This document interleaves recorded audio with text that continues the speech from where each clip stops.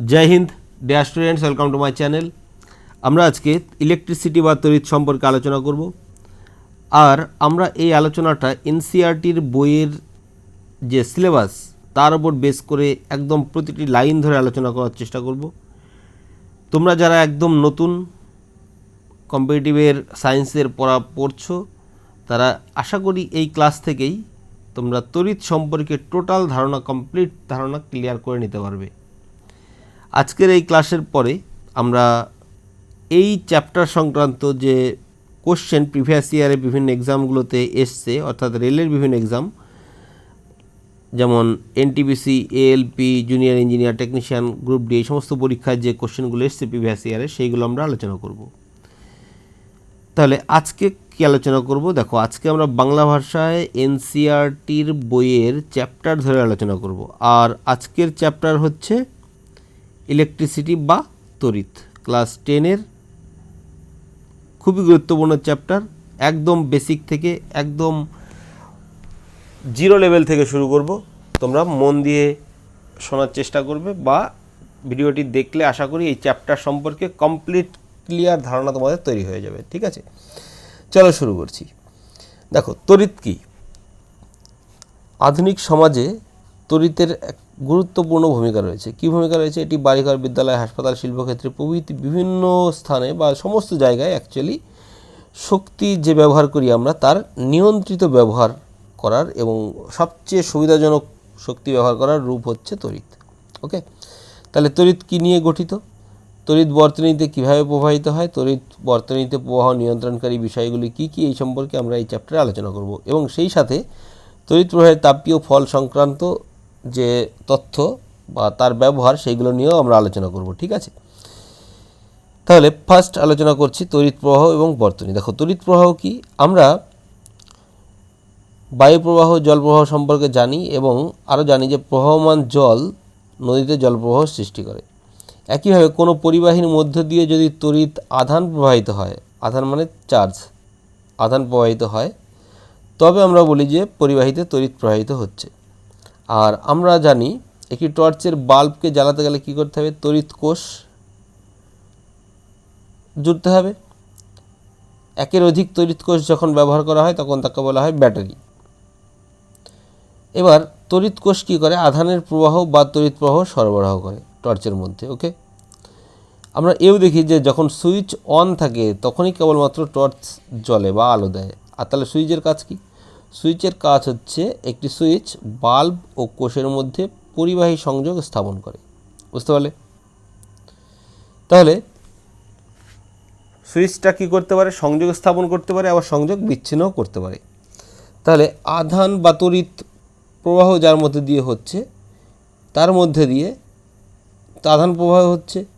এই আধান প্রবাহের যে পথ, সেই পথকে বলা হয় হচ্ছে অবিচ্ছিন্ন বা নিরবিচ্ছিন্ন পথকে বলা হয় হচ্ছে তড়িৎ বর্তনী। ওকে, তাহলে এই তড়িৎ বর্তনীকে ছিন্ন করতে পারে কে? সুইচ। ওকে, যখন ছিন্ন করা হয় তখন বাল্বটি জ্বলবে না, কিন্তু যখন ছিন্ন থাকে না বা ক্লোজ করা হয় বা অবিচ্ছিন্ন রাখা হয় তখন তড়িৎ প্রবাহ হবে এবং বাল্বটি জ্বলবে। বুঝতে পারলে? তাহলে আমরা তড়িৎ প্রবাহকে প্রকাশ করব কীভাবে? এবার দেখো, একটি নির্দিষ্ট ক্ষেত্রফলের মধ্যে দিয়ে প্রতি একক সময়ে যে পরিমাণ আধান প্রবাহিত হয়, বুঝতে পারলে? একটা নির্দিষ্ট ক্ষেত্রফলের মধ্যে দিয়ে একক সময়ে বা এক সেকেন্ডে যে পরিমাণ আধান প্রবাহিত হয় তার দ্বারাই আমরা তড়িৎকে বা তড়িৎ প্রবাহকে প্রকাশ করব। বুঝতে পারলে? তাহলে আরেকভাবে কী বলা যায়? আরেকভাবে বলা যায় যে এটি হলো তড়িৎ আধানের প্রবাহের হার। বুঝতে পারলে? তাহলে তড়িৎ আধানের প্রবাহের হার হচ্ছে তড়িৎ। এইবার আসো, ধাতব তারের তড়িৎ বর্তনীতে ইলেকট্রন সমূহ আধান প্রবাহের সৃষ্টি করে। তাহলে আধান বা কে তড়িৎ প্রবাহ কে সৃষ্টি করে? আধানগুলো। বুঝতে পারলে? তড়িৎ প্রবাহ সৃষ্টি করে আধান বা ইলেকট্রন। যদিও তড়িতের ঘটনাবলী প্রথম পর্যবেক্ষণকালে ইলেকট্রন সম্পর্কে কিন্তু কোনো ধারণাই ছিল না। এই কারণে তখন কী বলা হতো? কী ভাবা হতো?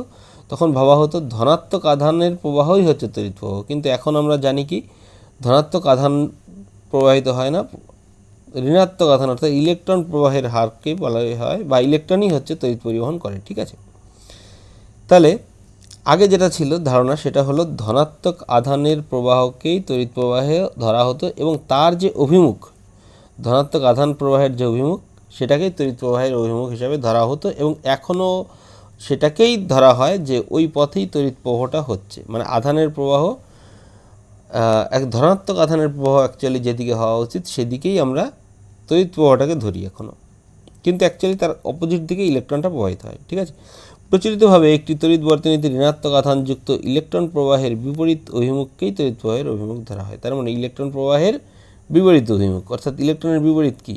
ইলেকট্রনের বিপরীত হচ্ছে ধনাত্মক আধান, তাহলে ধনাত্মক আধানের যে অভিমুখ সেটাই হচ্ছে তড়িৎ প্রবাহের অভিমুখ।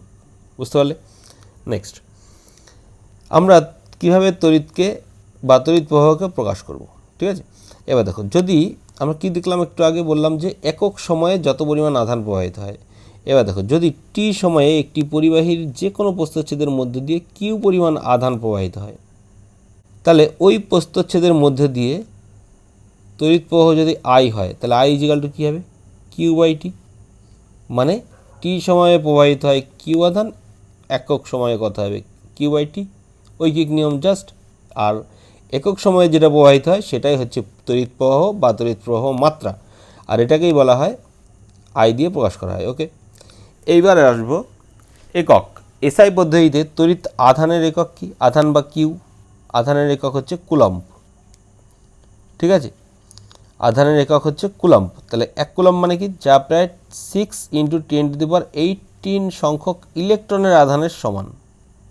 ওকে, এতগুলো ইলেকট্রনের আধানের সমান হচ্ছে 1 কুলম্ব, বা 6 × 10⁻18 এতগুলো ইলেকট্রনের যে মোট চার্জ সেটাই হচ্ছে 1 কুলম্ব। ওকে, আমরা জানি যে একটি ইলেকট্রনের আধান কত? একটি ইলেকট্রনের আধান হচ্ছে ঋণাত্মক, বা যার মান হচ্ছে 1.6 × 10⁻19 কুলম্ব। এটা হচ্ছে ইলেকট্রনের চার্জ। ইলেকট্রনের চার্জ হচ্ছে এটা। ওকে, এবার এককে আসো, আমরা একক পড়ছিলাম। তাহলে কি দেখলাম?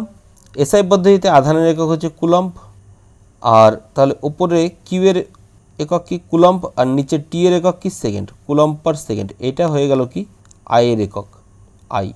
তাহলে আইটাকে কি বলা হয়? আর এই যে কুলম্ব পার সেকেন্ড, এইটাই হয়ে গেল আই এর একক, বা আই হচ্ছে তড়িৎ প্রবাহ মাত্রা, যার একক হচ্ছে অ্যাম্পিয়ার। ওকে, বুঝতে পারলে? এটা মনে থাকবে। তাহলে তড়িৎ প্রবাহ অ্যাম্পিয়ার, তড়িৎ প্রবাহের একক, আর অ্যাম্পিয়ার এককে প্রকাশ করা হয়। আর এই নামটা কার থেকে এসছে? ফ্রান্সের বিজ্ঞানী আন্দ্রে মারি অ্যাম্পিয়ারের নাম অনুসারে এসছে। ওকে, নেক্সট, এরপরে আমরা আসবো হচ্ছে আমরা কীভাবে তড়িৎ প্রবাহকে প্রকাশ করব। দেখো, তড়িৎ প্রবাহকে প্রকাশ করতে গেলে আমাদের বর্তনী বা সার্কিট জানতে হবে। আমরা সার্কিট বা বর্তনী বললাম একটু আগে। এইখানে আমরা যে সার্কিটটা দেখিয়েছি, এখানে একটা বাল্ব আছে, একটা অ্যামিটার আছে, একটা চাবি আছে, আর ব্যাটারি আছে, বা সেল আছে, বা তড়িৎ কোষ আছে।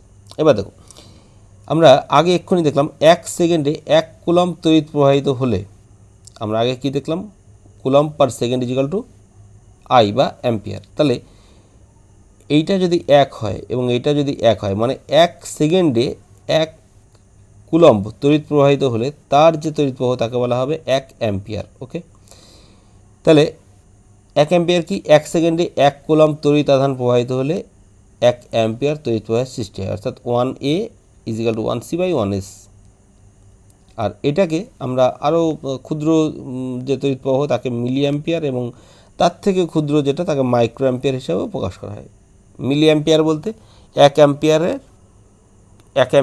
1000 ভাগের 1 ভাগ। ঠিক আছে, তাহলে 10⁻³ অ্যাম্পিয়ার ইজিক্যাল টু হচ্ছে 1 মিলি অ্যাম্পিয়ার, আর 1 মাইক্রো অ্যাম্পিয়ার ইজিক্যাল টু হচ্ছে 10⁻6 অ্যাম্পিয়ার। ওকে, তাহলে এইবার এখানে আমরা যে যন্ত্রটা ব্যবহার করেছি এর নাম কি? এর নাম হচ্ছে অ্যাম্পিয়ার। এ লেখা দেখো, তড়িৎ বর্তনীতে তড়িৎ প্রবাহকে অ্যামমিটার নামক যন্ত্রের সাহায্যে পরিমাপ করা হয়। তড়িৎ প্রবাহের মাত্রা বা তড়িৎ প্রবাহকে কোন যন্ত্র দিয়ে প্রকাশ করা হয় বা কোন যন্ত্র দিয়ে মাপা হয়? সেটা হচ্ছে অ্যামমিটার। যে বর্তনীর তড়িৎ প্রবাহ মাত্রা পরিমাপ করা হবে সেই বর্তনীতে এটি সবসময় শ্রেণী সমবায় যুক্ত করা হয়, এটা মনে রাখতে হবে। বুঝতে পারলে? শ্রেণী সমবায়ে যুক্ত করা হয়। একটি তড়িৎ কোষ বৈদ্যুতিক বাল্ব, অ্যামিটার, প্লাগ ও চাবি নিয়ে একটি বিশেষ তড়িৎ বর্তনীর রূপরেখা বা রেখাচিত্র এখানে দেখানো হয়েছে। আর এখানে দেখো অ্যারো দেওয়া আছে কোন দিকটায়। তড়িৎ কোষের ধনাত্মক তড়িৎদ্বার থেকে বাল্ব ও অ্যামিটারের মধ্যে দিয়ে ঋণাত্মক তড়িৎদ্বারে তড়িৎ প্রবাহিত হয়। দেখো এই যে এখানে পজিটিভ আছে এ পাশে, আর এদিকে আছে নেগেটিভ, মাইনাসের দিকে এদিকে আছে প্লাস। এবার অ্যারোটা দেখো প্লাস থেকে ডান দিক হয়ে মাইনাসের দিকে এসছে, মানে তড়িৎ প্রবাহ সবসময় প্লাস দিক দিয়ে আসবে এবং মাইনাসের দিকে যাবে ব্যাটারির। ওকে, নেক্সট। এবার তাহলে আমরা এক্ষুনি যেটুকু আলোচনা করলাম তার মধ্যে একটা প্রবলেম দেখো। একটি বৈদ্যুতিক বাল্বের ফিলামেন্টের মধ্যে দিয়ে 10 মিনিট ব্যাপী যদি 0.5 অ্যাম্পিয়ার তড়িৎ প্রবাহিত হয়, তাহলে বর্তনীর মধ্যে দিয়ে কত পরিমাণ তড়িতাধান প্রবাহিত হবে? দেখো আমরা কি জানি, I = Q/T। তাহলে এক্ষুনি দেখলাম আমাদের এখানে দিয়েছে I এর মান কত, I এর একক হচ্ছে 0.5 অ্যাম্পিয়ার, I এর মান।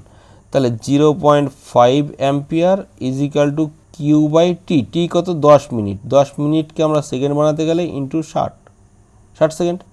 তাহলে এই দুটো দিয়ে এখানে গুণ করো, তাহলে Q = হয়ে যাবে 600 দিয়ে 0.5কে গুণ করলে 5 × 6 = 30, অর্থাৎ 300। ওকে, 300 কুলম্ব সি, এটা হবে রাইট অ্যান্সার। জাস্ট এটা দিয়ে এটাকে গুণ, বুঝতে পারলে? নেক্সট। তাহলে বর্তনীতে তড়িৎ বর্তনী বলতে কী বুঝি? তড়িৎ বর্তনী আমরা এক্ষুনি বললাম যে তড়িৎ বর্তনী হচ্ছে ক্লোজ যে সার্কিট বা যে নির্দিষ্ট পথ দিয়ে তড়িৎ প্রবাহিত হতে পারে সেই পথটাকে বলা হবে হচ্ছে তড়িৎ বর্তনী। ঠিক আছে। তড়িৎ প্রবাহের সংজ্ঞা বা তড়িৎ প্রবাহের এককের সংজ্ঞা, 1 সেকেন্ডে 1 কুলম্ব তড়িৎ প্রবাহিত হলে তাকে বলা হয় 1 অ্যাম্পিয়ার। 1 কুলম্ব আধান কত সংখ্যক ইলেকট্রন নিয়ে গঠিত? দেখো 1 কুলম্ব আধান 6 × 10⁻18 এতটি ইলেকট্রন নিয়ে গঠিত। এক্ষুনি আমরা দেখলাম এখানে। ঠিক আছে, এইগুলো কিন্তু সবসময় মনে রাখতে হবে। নেক্সট, তড়িৎ বিভব এবং বিভব পার্থক্য। এইবার আমরা আলোচনা করব তড়িৎ বিভব এবং বিভব পার্থক্যটা কী। দেখো এটা কিন্তু খুবই ইম্পর্টেন্ট, এইটা বুঝতে পারলে তড়িৎ আধান সম্পর্কে অনেকটাই ধারণা চলে আসবে। দেখো কী কারণে তড়িৎ আধান প্রবাহিত হয়, এইটা বুঝতে গেলে আমাদের একটা জল প্রবাহের সঙ্গে তুলনা করতে হবে। দেখো আমরা একে জল প্রবাহের সঙ্গে তুলনা করতে পারি। জল যেমন প্রকৃত অনুভূমিক তলের মধ্যে দিয়ে প্রবাহিত হয় না, ঠিক তেমনি আধানগুলোও নিজে থেকে একটি তামার তারের মধ্যে দিয়ে প্রবাহিত হয় না। একটি নলের এক প্রান্ত উঁচু স্থানে রাখা একটি জলের ট্যাঙ্কের সঙ্গে এমনভাবে যুক্ত করা হয় যেন নলের দু প্রান্তের মধ্যে চাপের পার্থক্য বিরাজ করে। তাহলে কি হবে? একদিকে জলের উচ্চচাপ থাকবে, একদিকে নিম্নচাপ থাকবে, তবে উচ্চচাপ থেকে নিম্নচাপের দিকে জলটা প্রবাহিত হবে। ঠিক আছে, তাহলে ওই নলের অপর প্রান্ত দিয়ে জল বেরিয়ে আসবে। একইভাবে একটি পরিবাহীর ধাতব তারের মধ্য দিয়ে তড়িৎ আধানের প্রবাহের ওপর, যেমন জলের ক্ষেত্রে কী হয়, অভিকর্ষের প্রভাব আছে, কিন্তু তারের মধ্যে দিয়ে তো অভিকর্ষের প্রভাব নেই। তাহলে অবশ্যই অভিকর্ষের কোনো প্রভাব নেই।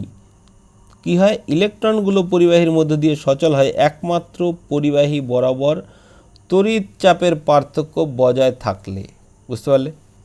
তড়িৎ চাপের পার্থক্য অর্থাৎ একদিকে উচ্চ চাপ একদিকে নিম্নচাপ তড়িতের, তবেই তার মধ্যে দিয়ে তড়িৎ প্রবাহিত হবে। আর এই যে চাপের পার্থক্য, এটাকেই বলা হয়েছে বিভব পার্থক্য, বিভব বা আধান। বুঝতে পারলে? এই যে তড়িৎ চাপের পার্থক্য, একদিকে হাই বিভব আর একদিকে লো বিভব, লো পটেনশিয়াল হাই পটেনশিয়াল, তবেই তড়িৎ প্রবাহিত হবে। আর এই যে পার্থক্য ডিফারেন্স, একেই বলা হচ্ছে বিভব পার্থক্য। বুঝতে পারলে?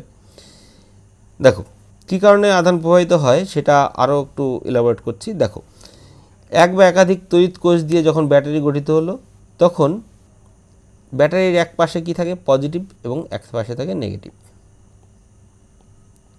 আর এই যে ব্যাটারির মধ্যে, ব্যাটারি বা তড়িৎ কোষ, এর মধ্যে কী থাকে, রাসায়নিক কেমিক্যাল থাকে।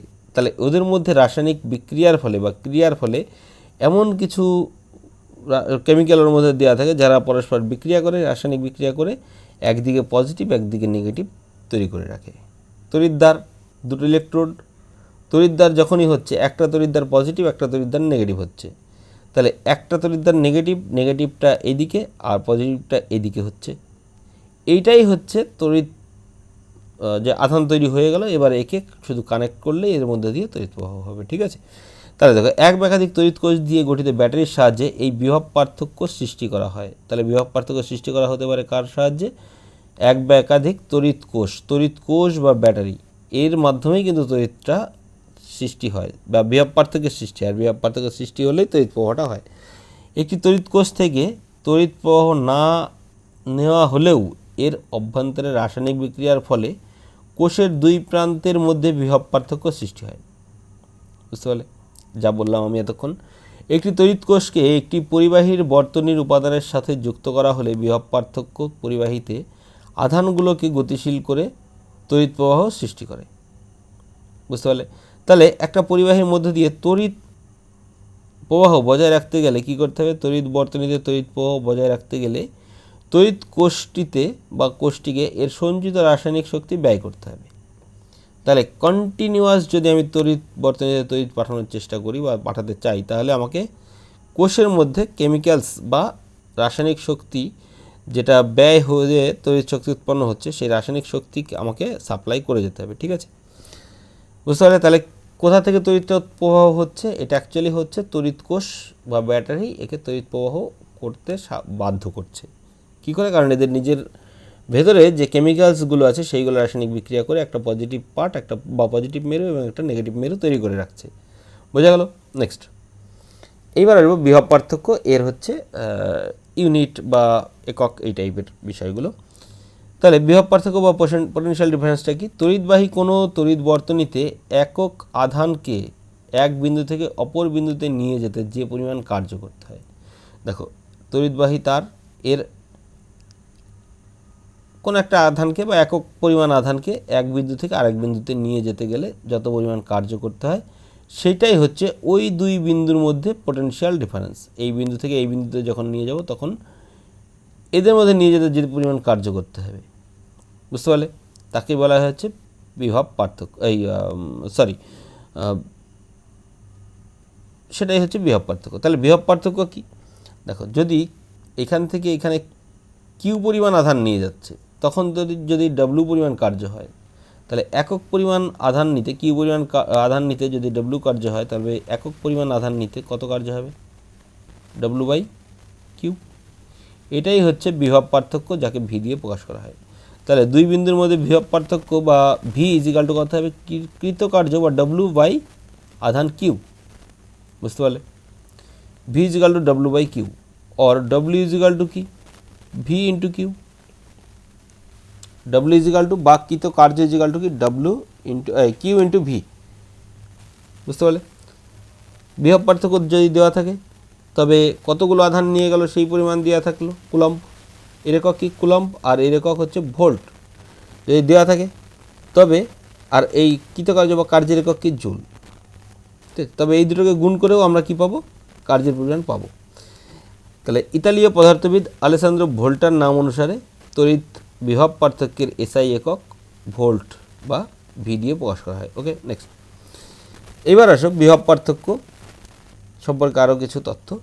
একটি তড়িৎ পরিবাহীর এক বিন্দু থেকে অপর বিন্দুতে এক কুলম্ব আধানকে নিয়ে যেতে যদি 1 জুল কার্য করা হয়, তবে তার বিভব পার্থক্য বলা হয় হচ্ছে 1 ভোল্ট।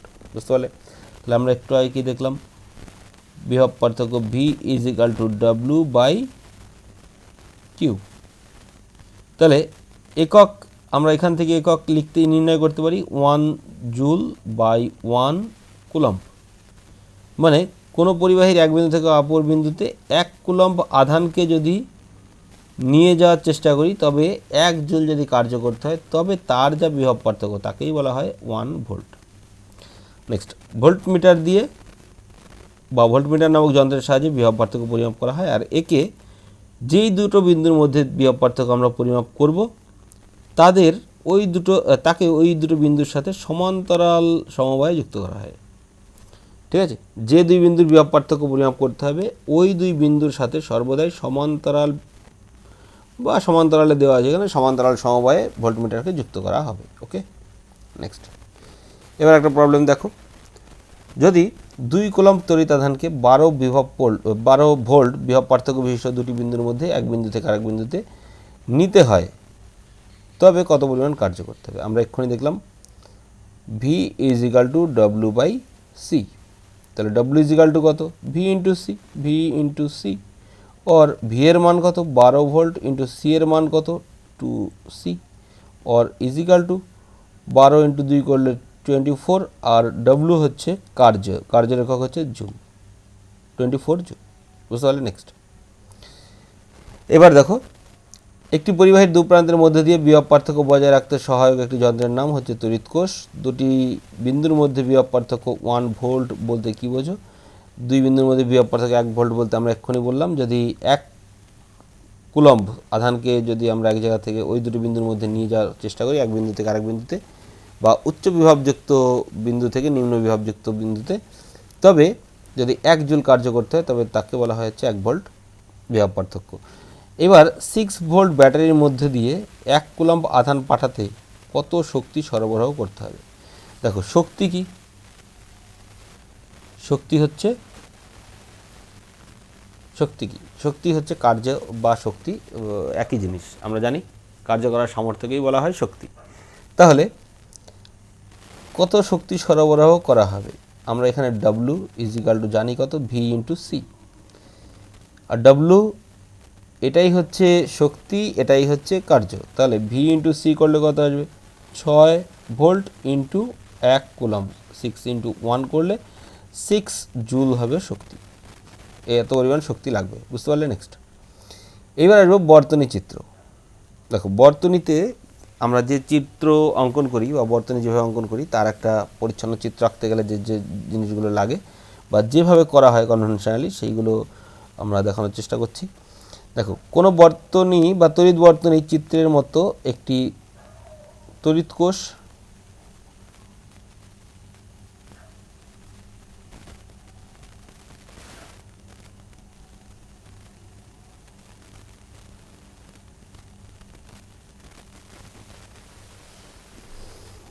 দেখো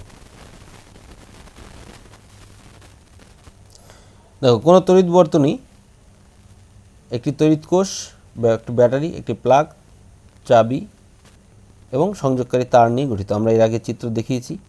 সেখানে কি ছিল? চিত্রটা হচ্ছে এরকম যে মিনিমাম যেইগুলো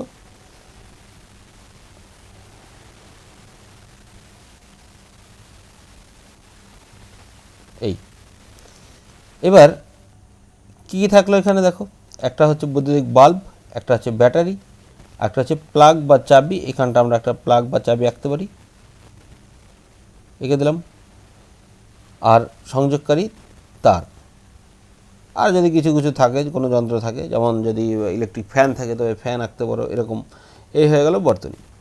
তাহলে সাধারণত বর্তনীতে অন্তর্ভুক্ত বিভিন্ন বৈদ্যুতিক উপাদানসমূহকে যে সমস্ত চিহ্ন দ্বারা প্রকাশ করা হয় সেইগুলো দেখে নাও।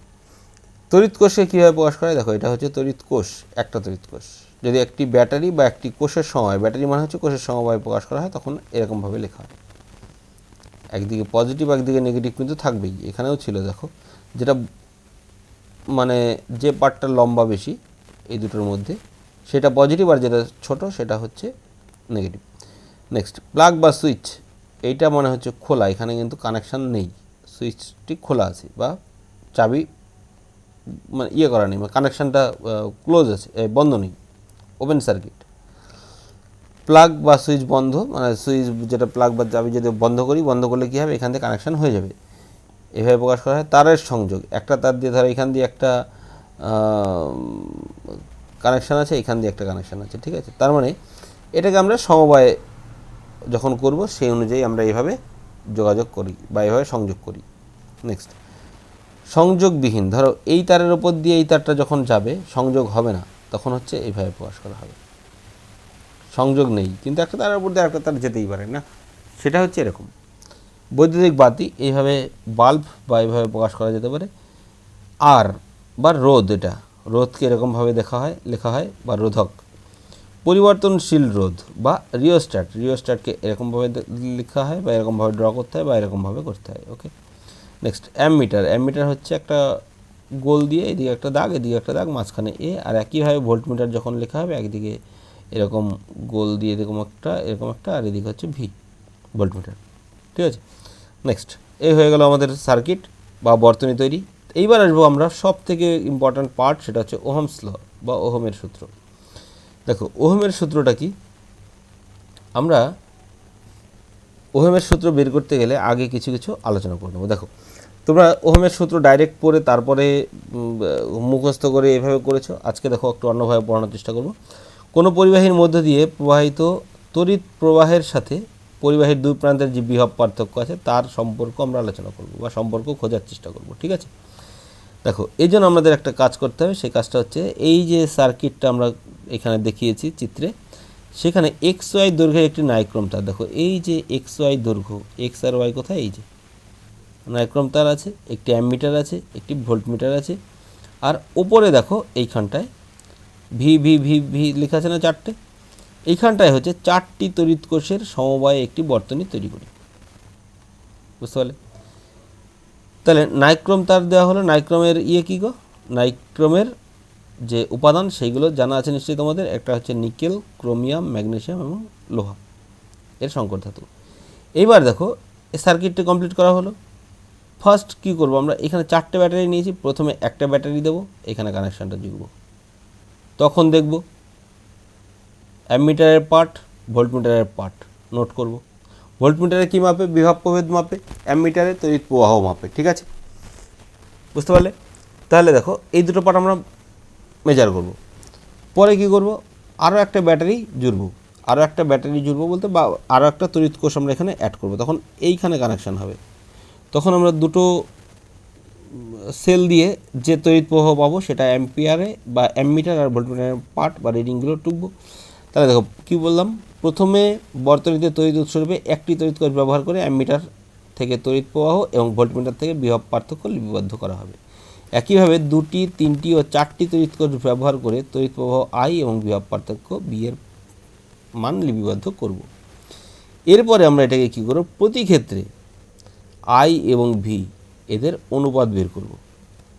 তড়িৎ প্রবাহ এবং আই, তড়িৎ প্রবাহ ভার্সেস আই বিভব পার্থক্য এর লেখচিত্র অঙ্কন করা হবে। দেখো তড়িৎ প্রবাহ এদিকে, বিভব প্রভেদ এদিকে, যখন লেখচিত্র অঙ্কন করব এক্ষেত্রে আমরা দেখব প্রত্যেক ক্ষেত্রেই ভি বাই আই এর মান হচ্ছে একই, ভি বাই আই, ভি এবং আই এদের যে রেশিও সেটা সবসময় একই পাওয়া যাবে।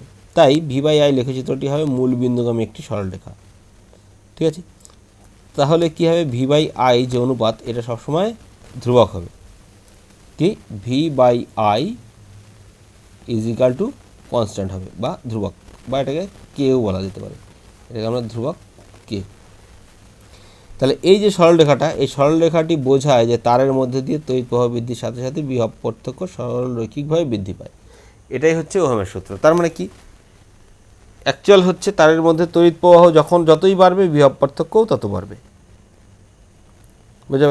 বোঝা গেল। তাহলে আমরা ওহমের সূত্র তোমরা যেভাবে পড়েছো সেটা হচ্ছে স্থির নির্দিষ্ট উষ্ণতায় তোমরা পড়েছো, যেটা বেঙ্গল মিডিয়ামে যেটা পড়েছো, উষ্ণতা এবং অন্যান্য ভৌত অবস্থা অপরিবর্তিত থাকলে কোনো পরিবাহীর মধ্যে দিয়ে তড়িৎ প্রবাহ বিভব পার্থক্যের সাথে সমানুপাতে পরিবর্তিত হয়, সেটা পড়েছো। তাহলে দেখো সমানুপাতে পরিবর্তিত হওয়া মানে কি, তড়িৎ প্রবাহ বাড়লে বিভব প্রভেদ বাড়বে, একই জিনিস, সেটাই এখানে বলা হয়েছে, এটা দেখানো হলো। এইবার তাহলে এখান থেকে এই আলোচনাটা বা এটা যে পরীক্ষাটা এটা কে করেছে, এটা করেছে 1827 সালে একজন জার্মান পদার্থবিদ গ্রেগর সাইমন ওহম। তিনি একটি ধাতব তারের মধ্যে দিয়ে প্রবাহিত তড়িৎ প্রবাহ এবং তার দুই প্রান্তের মধ্যে যে বিভব পার্থক্য তার মধ্যে সম্পর্ক এভাবে বের করেন।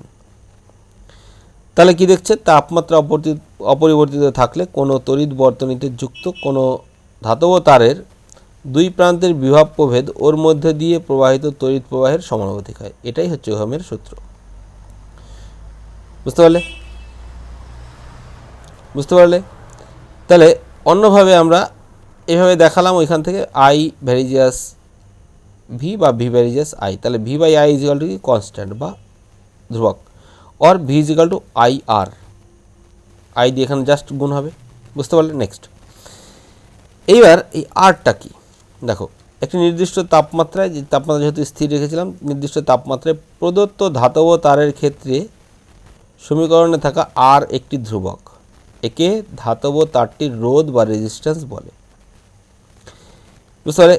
তাহলে এই যে রোধ বা রেজিস্ট্যান্স, এটা কি? এটা হচ্ছে পরিবাহীর সেই ধর্ম যা এর মধ্য দিয়ে আধানের প্রবাহকে বাধা দেয়, মানে এর মধ্যে দিয়ে আধানকে যেতে বাধা দেবে, যেতে দেবে না।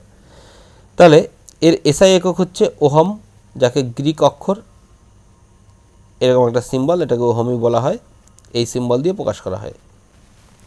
ঠিক আছে, তাহলে ওহমের সূত্র অনুযায়ী R is equal to V by I, R is equal to V by I. Okay, আমরা V is equal to I R পাচ্ছিলাম, তাহলে R is equal to V by I.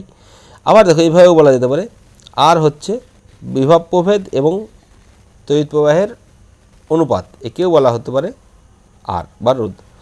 তাহলে যদি কোনো পরিবাহীর দুই প্রান্তের বিভব পার্থক্য 1 ভোল্ট হয়, ভি মানে কি? বিভব প্রভেদ 1 ভোল্ট, আর আই হচ্ছে অ্যাম্পিয়ার, এবং তার মধ্যে দিয়ে তড়িৎ প্রবাহ 1 অ্যাম্পিয়ার হয়, তবে ওই পরিবাহীর রোধ হলো 1, অর্থাৎ 1 ওহম। বুঝতে পারলে? তাহলে V 1 ampere, 1 volt, sorry, V হচ্ছে 1 ভোল্ট, নিচে 1 অ্যাম্পিয়ার হলে রোধ আর এর মান হচ্ছে 1 ওহম। নেক্সট, তাহলে ভি ইকুয়াল টু আইআর, এটা আমরা আগে দেখলাম। এই সমীকরণ থেকে কি দেখতে পাচ্ছি? যেটি নিশ্চিত যে কোনো রোধকের মধ্যে দিয়ে তড়িৎ প্রবাহ তার রোধের সাথে ব্যস্তানুপাতিক। তড়িৎ প্রবাহ অর্থাৎ আই ভ্যারিজাস 1/r।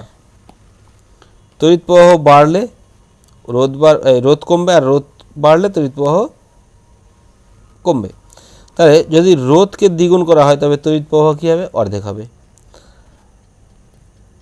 বুঝতে পারলে?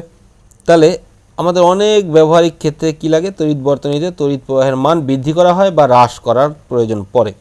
সেক্ষেত্রে আমরা তড়িৎ উৎস বা যে তড়িতের যে বিভব উৎসকে বা তড়িৎ কোষকে, এটাকে অপরিবর্তিত রেখে আমরা কি করতে পারি? তড়িৎ বর্তনীতে তড়িৎ প্রবাহ নিয়ন্ত্রণ করার জন্য রোধ ব্যবহার করা হয়, বৈদ্যুতিক উপাদান ব্যবহার করা হয়, যেগুলো তাকে যে উপাদান ব্যবহার করে আমরা এটাকে চেঞ্জ করতে পারি, তড়িৎ প্রবাহকে নিয়ন্ত্রণ করতে পারি, তাকে বলা হয় রিওস্ট্যাট বা পরিবর্তনশীল রোধ। বুঝতে পারলে?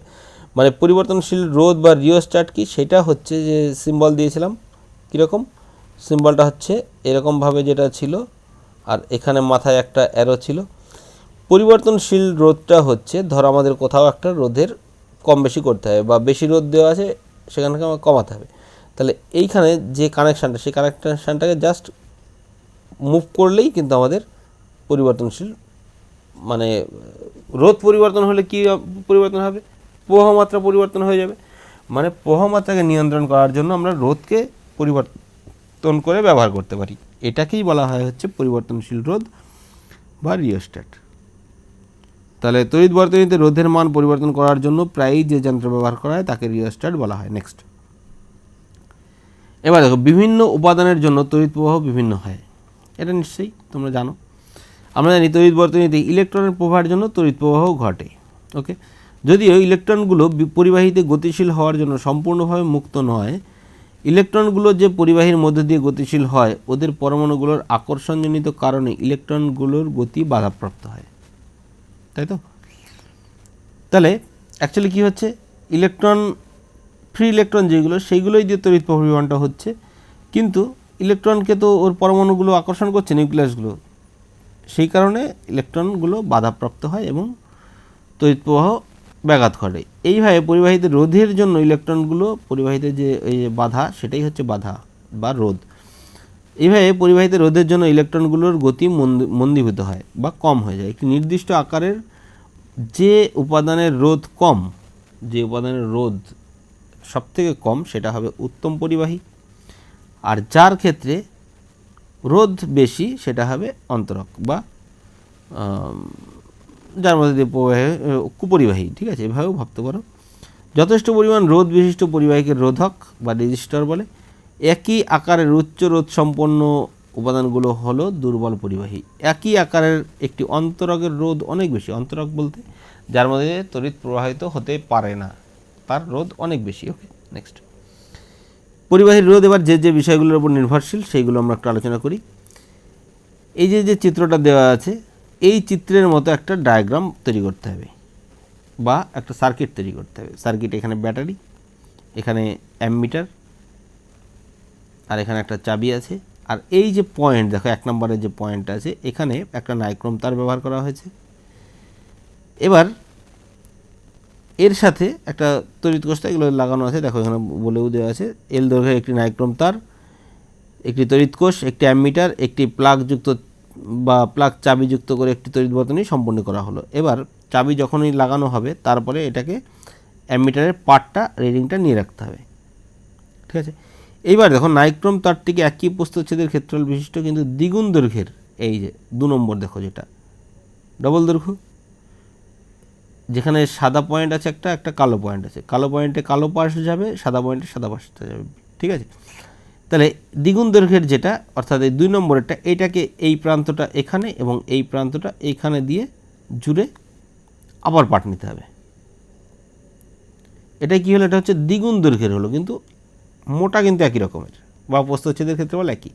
এরপরে 3 নম্বরে কী করা হলো, 3 নম্বরে করা হলো হচ্ছে আর একটা তার নেওয়া হলো যার এই 1 নম্বরের সাথে যেটা একই দৈর্ঘ্যের কিন্তু একের তুলনায় এটা মোটা ডবল, ঠিক আছে, প্রস্থচ্ছেদের ক্ষেত্রফল দ্বিগুণ নিয়ে পরিমাপ করা হলো।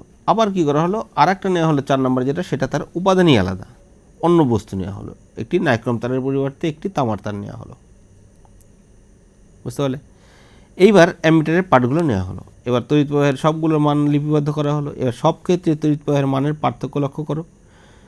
তড়িৎ প্রবাহ কি পরিবাহীর উপর নির্ভরশীল হচ্ছে, দৈর্ঘ্যের উপর নির্ভরশীল হচ্ছে, এবং প্রস্থচ্ছেদের ক্ষেত্রফলের উপর নির্ভরশীল হচ্ছে, এবং লাস্ট কি উপাদান, এই 3টের উপরই নির্ভরশীল হচ্ছে। আমরা সেইটাই বের করলাম যে তড়িৎ পরিবাহীর যে রোধ সেটা কী কী বিষয়ের উপর নির্ভরশীল হয়, সেটা বের করার জন্য এই পরীক্ষাটা করা যেতে পারে।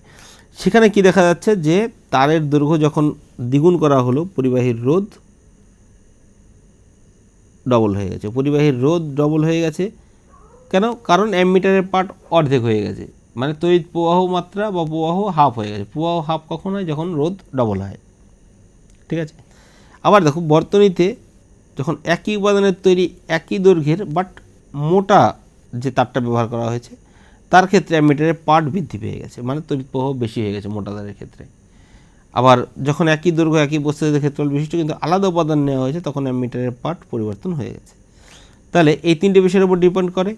তাহলে পরিবাহীর রোধ যে যে বিষয়গুলোর উপর নির্ভর করে সেটা হচ্ছে, আমরা ওহমের সূত্রে যদি প্রয়োগ করি তবে আমরা কি পাই, দেখো অ্যাকচুয়ালি রোধটা নির্ভর করলো এর দৈর্ঘ্যের উপর, এর প্রস্থচ্ছেদের ক্ষেত্রফলের উপর, আর উপাদানের উপর, ঠিক আছে।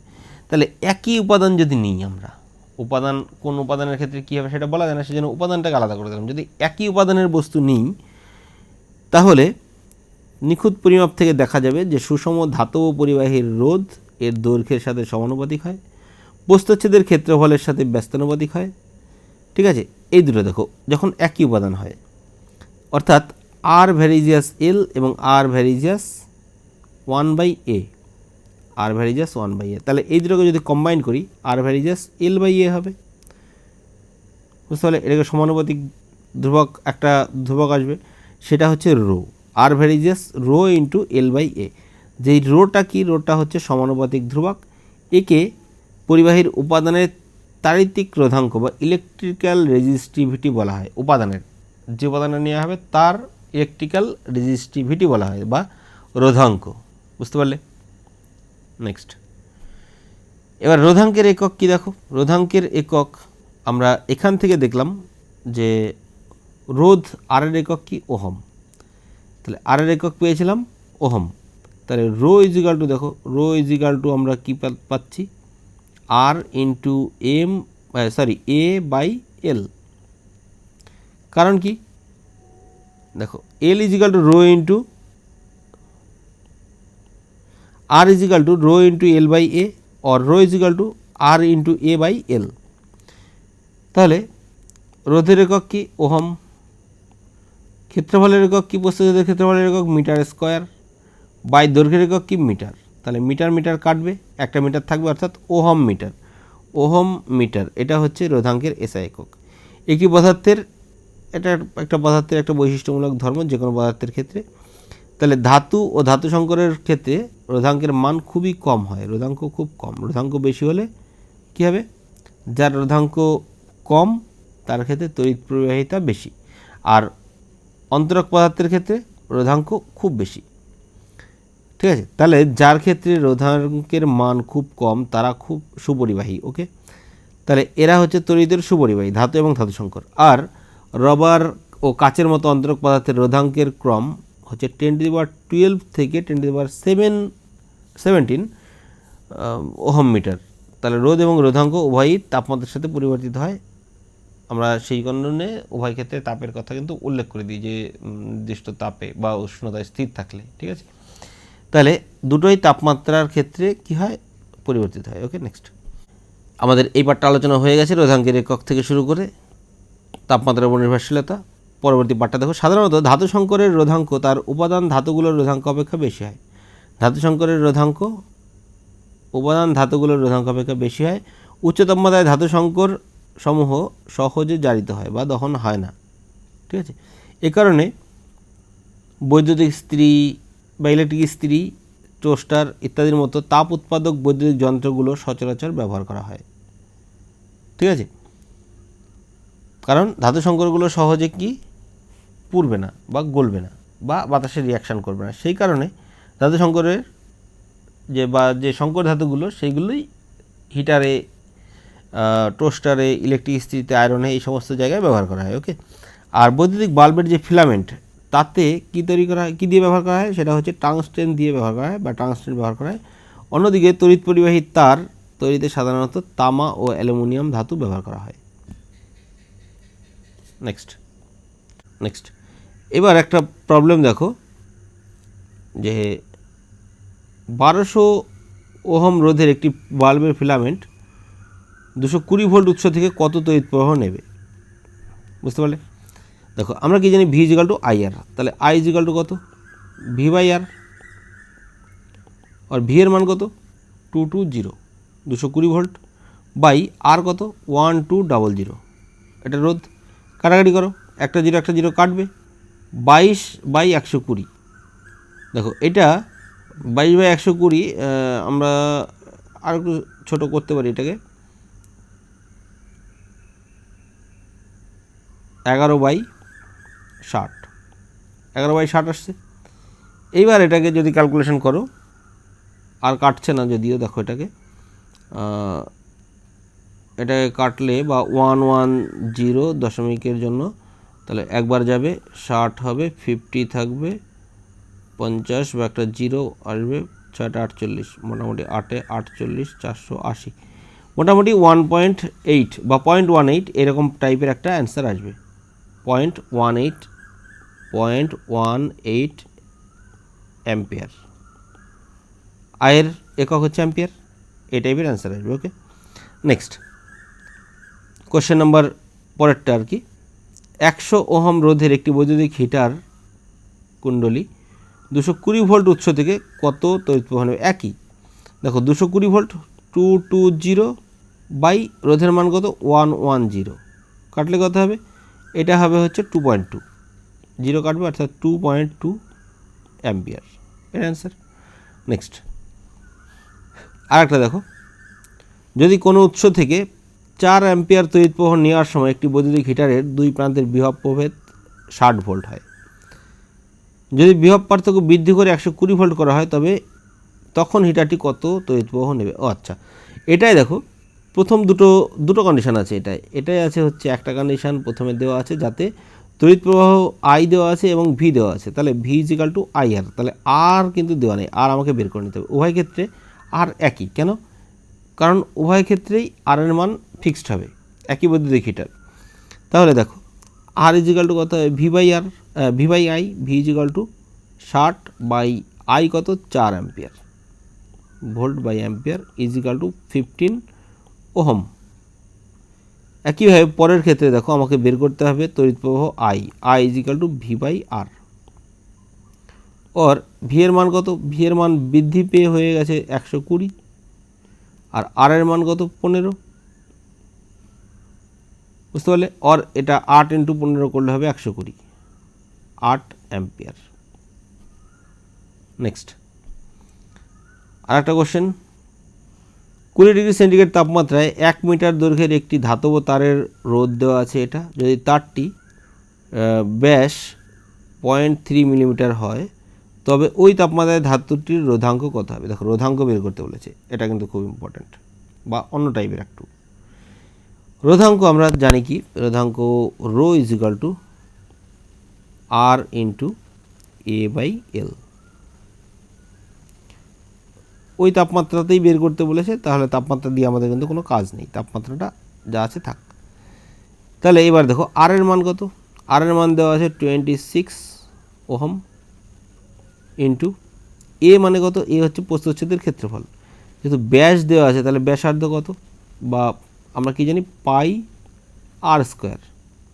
তাহলে এখানে যদি আর এর জায়গায় যদি আমরা ব্যাস দিয়ে করি, ব্যাস বা এটা দেখো এইভাবেই দেখে নাও, পাই ইন্টু আর স্কোয়ার করলে আর হবে হচ্ছে এর অর্ধেক অর্থাৎ 0.3 তার হোল স্কোয়ার বাই 2 তার হোল স্কোয়ার অর্থাৎ 4 নিচে অটোমেটিক আসছে। আর এল কত, এল হবে হচ্ছে 1 মিটার।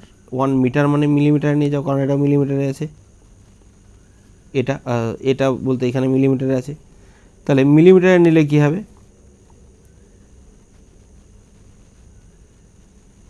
1 মিটার থেকে মিলিমিটারে নিলে 10⁶, না 1 মিটার থেকে মিলিমিটারে নিলে হচ্ছে 10⁻³ 10⁻³ এটা আসবে। और ইজিক্যাল টু দেখো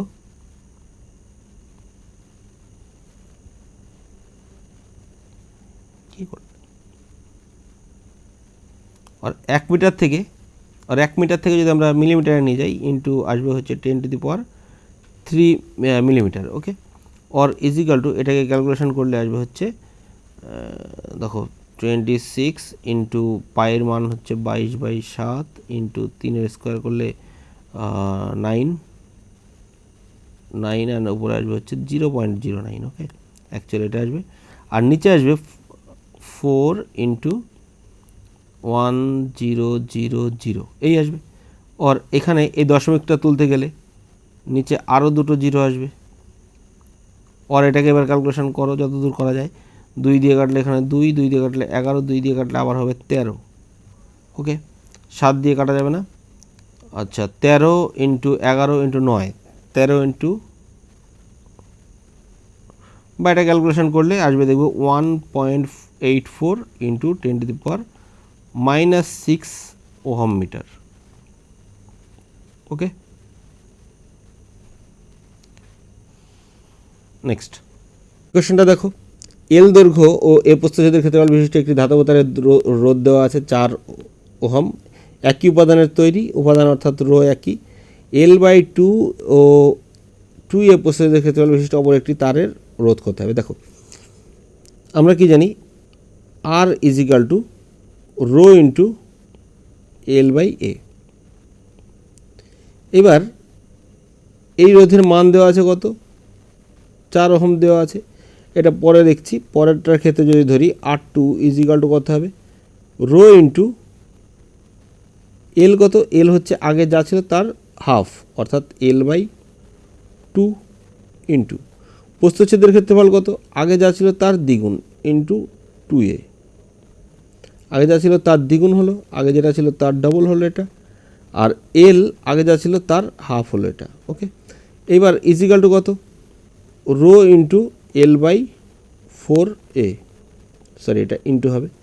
এবার দেখো এই রো ইন্টু L/a এই যে পার্টটা এটাই সমান তো এটা, তাহলে এটারই ভ্যালু দেওয়া আছে কত, 4 ওহম। তাহলে এটার ভ্যালু যদি 4 ওহম ধরি ইন্টু আবার এখানে 1/4 করলে অ্যাকচুয়াল হয়ে যাবে 1 ওহম R2, বুঝতে পারলে? অর্থাৎ উপাদানটির রোধ বা তারটির রোধ হবে হচ্ছে 1 ওহম।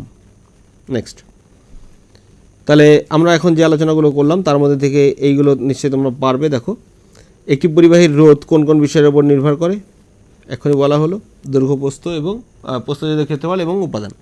নেক্সট, একই উৎসের সঙ্গে যুক্ত একই উপাদানের তৈরি একটি মোটা ও একটি সরু তারের মধ্য দিয়ে তড়িৎ প্রবাহ বা খুব সহজে প্রবাহিত হবে কার মধ্যে দিয়ে, মোটা তারের মধ্য দিয়ে।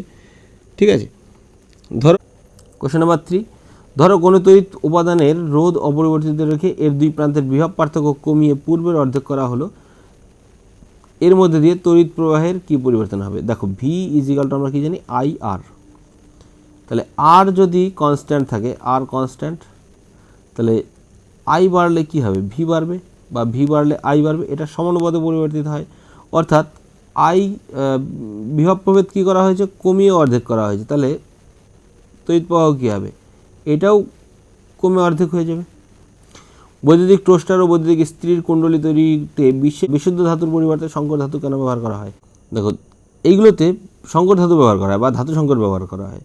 ধাতু সংকরের ক্ষেত্রে এমনি বিশুদ্ধ ধাতুর পরিবর্তে যখন সংকর ধাতু ব্যবহার করা হয়, বিশুদ্ধ ধাতুর ক্ষেত্রে তড়িৎ প্রবাহের বা রোধাঙ্কের মান অনেক কম, আর সংকর ধাতুর ক্ষেত্রে রোধাঙ্কের মান বেশি।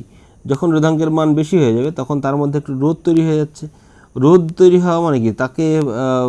তার মধ্যে তাপ তৈরি হবে বেশি, বা সে বাধা বেশি দেবে।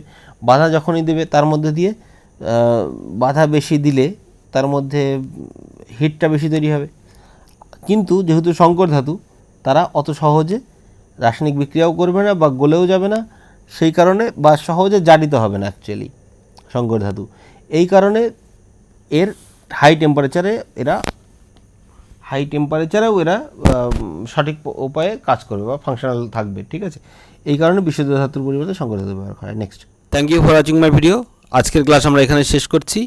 পরবর্তী ক্লাসে আমরা বাকি পার্ট আলোচনা করব, আর সেই সাথে এই চ্যাপ্টারটি কমপ্লিট হওয়ার পর আমরা এনসিইআরটির বেস যে কোশ্চেন অ্যান্সারগুলো প্রিভিয়াস ইয়ার এক্সামগুলোতে এসছে সেগুলো সলভ করার চেষ্টা করব, ঠিক আছে? চলো তাহলে আজকের মতো এখানে শেষ করছি। বাই।